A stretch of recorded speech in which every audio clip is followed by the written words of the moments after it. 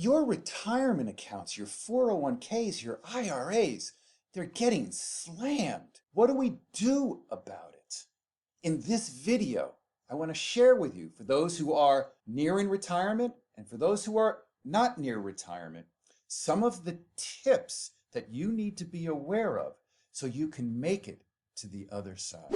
Hi, I'm Mark Singer, and for timely, up-to-date information on these markets and any retirement tips, please click on the link below to subscribe to our channel and hit the notifications bell so you're alerted to when we post new videos. So what I'd like to do in this video is to address this issue of the values in our 401ks and retirement accounts and IRAs going down. I want to split it up into those who are not near retirement at this point, and then those who are at or into retirement. So let's start with those who are younger. So the very first thing that you have to recognize is, what is your time frame?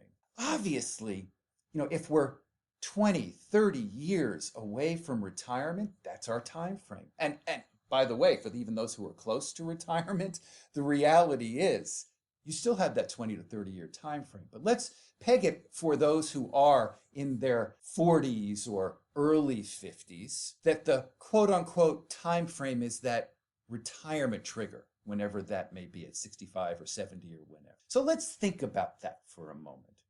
Are we invested for a week from now? Or are we invested to maximize our values a month from now? Even a year from now? The answer is no.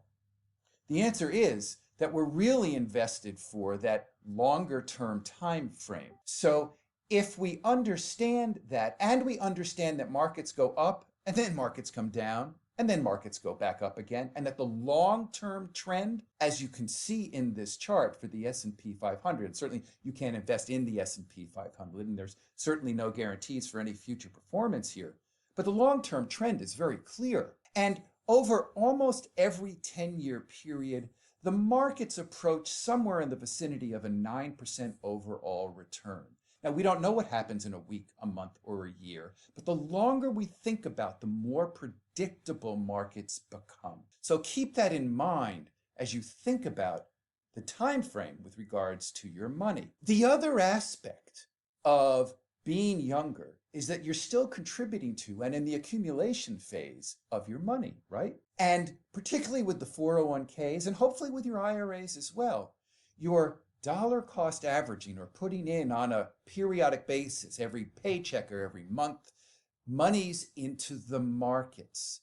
You are actually benefiting with the dollar cost averaging, if you're consistent with it, particularly with the 401ks, if you are putting monies in as markets are going down, because you're actually buying more shares at a lower price. They're on sale. The stock market's on sale right now. So your dollar is almost worth more now because you're buying more shares, that when the market starts to go back up again and longer term, you will benefit from that. So again, keep in mind the time frame of these markets and keep in mind the proper perspective so you can get through this. The second thing I want you to think about is the difference between the value of the portfolio and actually money. And what I mean by that is, here's the question. Do you need to liquidate that portfolio today, a week, a year from now? If not, then all you have done is lost the value on the piece of paper, not money. Because if you had to liquidate and you had to take all your money out in a market that's down, then yes, you've lost money. But for the vast majority of people, they can keep their money in. It is retirement money where more often than not, we do keep it to and through retirement. Therefore, we're not looking to liquidate it, and therefore we have lost just numbers on a piece of paper. Not to diminish that in terms of our psyche, because it is real, but the reality is it doesn't matter today, next week, or a year from now. We're invested for the long haul. So don't let that shock of the fact that when you see your 401k statement come in, and for many of you, you may actually be burying your heads not to see it. I understand that. You only want to see it when it goes up. You don't want to see the values when they go down. But you'll be okay looking forward assuming you do not panic. Now I want to talk to those who are closing in on or already retired, because the issues are a little bit different.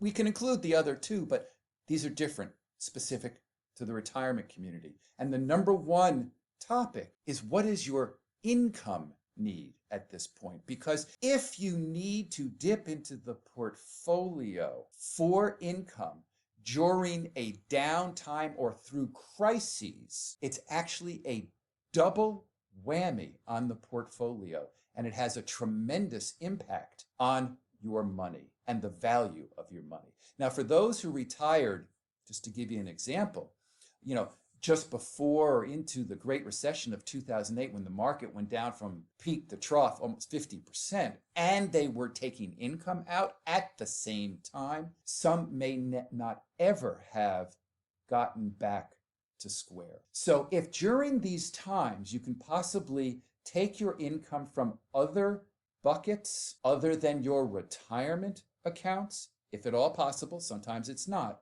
then this would be a time to make that modification and adjustment to your planning. The second point I want to bring up is what we call the personal investment benchmark. And I talk about this a lot. Let me tell you what that is. In a nutshell, I don't want you to take on more risk than you need to in order to generate the income that you desire.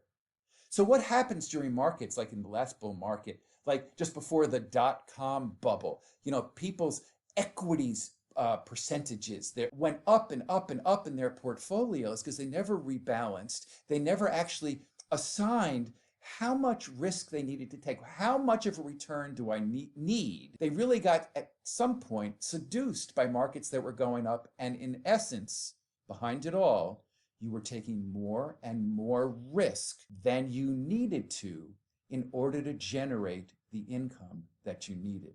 My philosophy is, as I talk to my clients, is first you have to figure out what income needs you have, and then what income is coming in, and then you figure out how much the portfolio needs to earn, how much it needs to grow, what kind of return you need in order to generate the income to complement what other income that you're getting. So the personal investment benchmark really goes back to the whole concept of planning, starting with the planning and then figuring out what the portfolio needs to do. Because it is in times like this, and we see it, portfolios did really, really well the last 11 years. And now as a result of that, those portfolios are doing poorer than those that had a more balanced approach, or actually as they entered into retirement, adjusted the portfolio from the accumulation stage where they wanted to grow and grow and grow to now protecting and preserving in what we call the distribution phase now as you enter retirement and distributing income. So the personal investment benchmark is a very different way to invest as you go into retirement versus when you were working where it was okay to take on more risk. Now you get hurt by it. The third thing I want to talk about, which is really the key to the success of the journey into retirement and really maximizing your joy in this next chapter of retirement, of life, okay? Cash is king. Income is all about it. Even if we have a lot of money or we have big equity values in our home, if we don't have cash to spend, we don't have the financial wherewithal to do what we need to do on a day-to-day, week-to-week, month-by-month basis, we're not feeling pretty good about it. We want to have the financial freedom that we want to do what we want when we want. And the key to that success, and the number one mistake people make when they enter into this chapter, is not doing the planning. And again, when you were in the accumulation phase, it was okay to take on more risk than you needed. You had plenty of time ahead of you. You still had 20 to 30 years before you were going to retire. It didn't matter. You had more margin for error then than you do now. And again, that's not to say that you're going to be, the portfolio is going to be looked at differently and we're looking at it in short time frames. Because as you retire, we're looking at 20, 30 year time frames in terms of retirement now, aren't we? But we have to manage it in a different way. And the management of the portfolio is now driven by what your needs are in retirement in terms of your bucket list and your income needs. So the key to succeeding in this next chapter of life is the planning. So as we take a look at this, if you aren't retired yet, please keep in mind proper time frames, proper perspectives, you'll get through this. And for those of you who are into or about to be into retirement, you really need to sit back and understand what you need to do and not feel so vulnerable now and get back to the basics, which are planning. If you want to learn more about the whole planning aspect and maximizing your retirement income, click on the link below to learn more about our masterclass. If you've enjoyed this video, please subscribe to our channel, hit the notifications bell, send it to a friend. Thank you very much for watching this video. Stay safe, and I truly hope that you enjoy the retirement journey.